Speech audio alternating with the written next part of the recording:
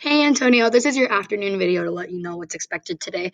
So we talked a little bit about electoral votes, and what electoral votes are is it's not votes from each individual American that counts towards the presidential election, but instead each state is represented by a certain number of what's called electoral votes.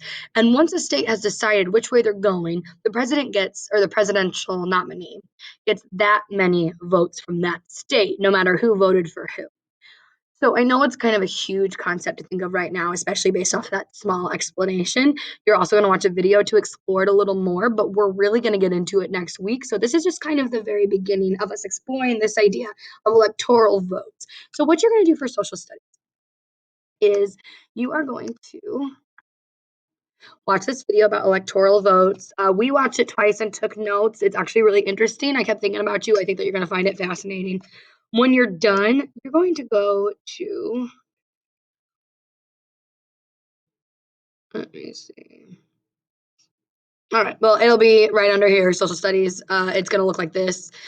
So this is where you're going to look up states in the United States, and I'm going to have you do looks like 9 of them.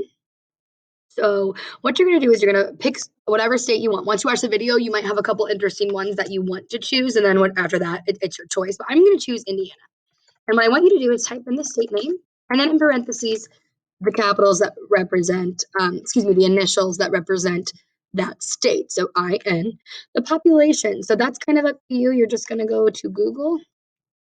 What is the population of Indiana? And 6N, 732,000 million. So let's see here.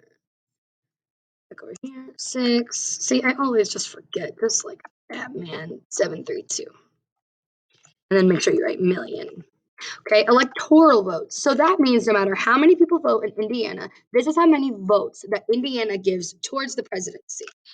And then come right here. This is a little harder during an election because it doesn't come up how it normally would. How many, you'll type in, electoral votes does Indiana have?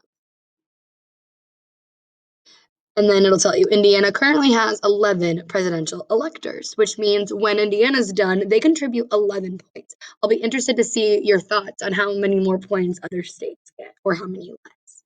Come back over here, electoral votes, 11. How many state senators? That means how many senators represent our state. There's a difference of senator based on where they are in Congress, and it's between national and state level, but we're not going to talk about this for this particular assignment while you're away.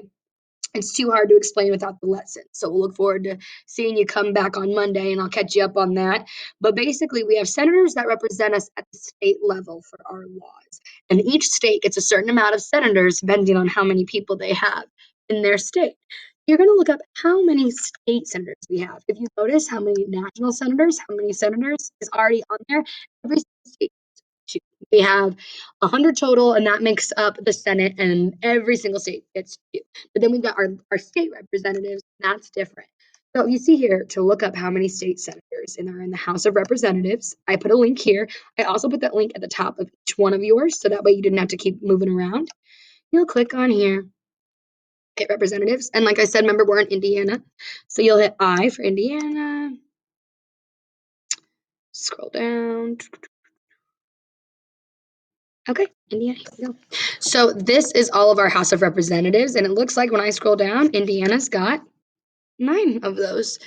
Come back here, and you will write 9. And there you have it. The box is done because how many senators? 2 is already filled out. So please make sure that you watch the video first. It's going to explain this a lot more. And like I said, we'll get deeper into the concept on Monday. And then you are going to pick any 9. Oops, I have Rhode Island written on there. You don't have to do Rhode Island. So that would be fascinating because it's one of the small ones. But watch the video first. I want you to pick on your own. Social studies for today. For math, right here. Now, this is a special day because you get to use your calculator. It's nuts because we're going to be having a lesson on how you know to choose which operations tomorrow. You're going to go online. See where it says Kroger search? And you can click on the Kroger search right there. And you're going to say, I have this item. Let's just say you use corn. And it's $1.79. The total cost of item, let me see. How many? Oops.